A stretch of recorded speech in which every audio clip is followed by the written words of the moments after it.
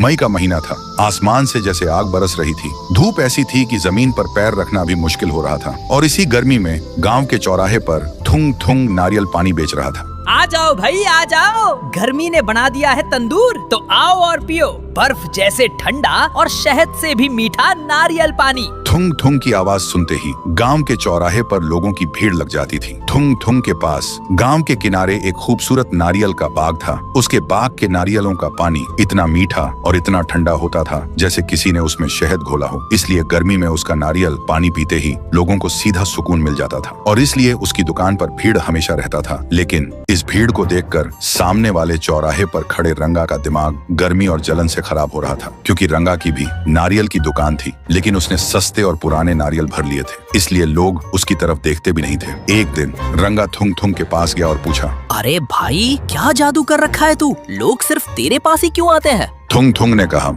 अरे भाई लोग पानी नहीं ईमानदारी पीने आते हैं। ये बात सीधा रंगा के दिल में चुभ गई। फिर एक रात जब थुंग थुंग अपने बाग में गहरी नींद सो रहा था, तब रंगा वहां पहुंचा और एक बहुत ही घटिया साजिश रची। उसने करेले का रस और समुद्र का खारा पानी एक बड़ी सिरिंज में भरा और चुपचाप सारे ताजे ताजे नारियलों में वो कड़वा पानी डाल दिया। अगले दिन गर्मी अपने चरम पर थी। गांव के सरपंच जी सबसे पहले नारियल पानी पीने आए, लेकिन जैसे ही उन्होंने पानी पिया, थू थू, ये क्या पिला रहा है थुंग थुंग?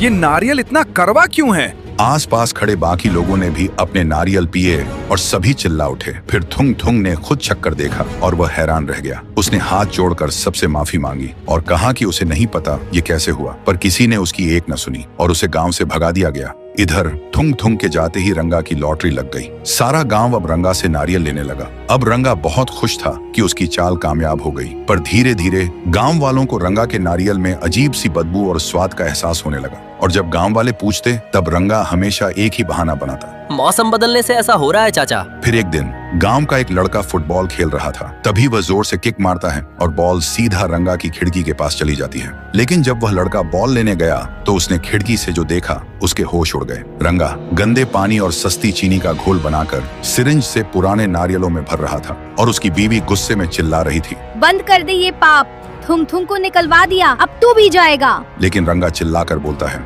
चुप कर कलमुही, चुप कर। ये सब सुन और देखकर वह लड़का तुरंत भागकर सरपंच के पास आया और सारी सच्चाई बता दी। सच सुनते ही पूरा गांव गुस्से में उबल उठा। फिर सबने मिलकर रंगा के घर पर धावा बोल दिया, उसे पकड़ा, खूब पीटा और हमेशा के लिए गांव से निकाल दिया। और फिर सबने थुंग थुंग को वापस बुलाया, उससे हाथ जोड़कर माफी मांगी और तब सबको समझ आ गया था कि धोखा चाहे कितना भी तेज भागे, पर सच और ईमानदारी हमेशा उसे पकड़ ही लेती है।